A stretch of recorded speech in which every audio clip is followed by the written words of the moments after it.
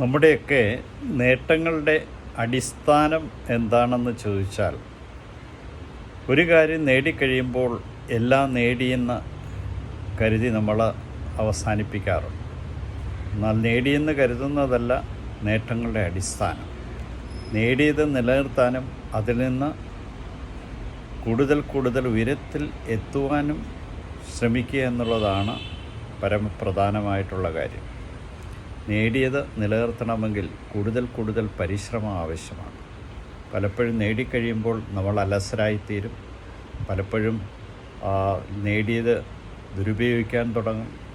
നേടിയ സമ്പത്ത് ധൂർത്തടിക്കാൻ തുടങ്ങും.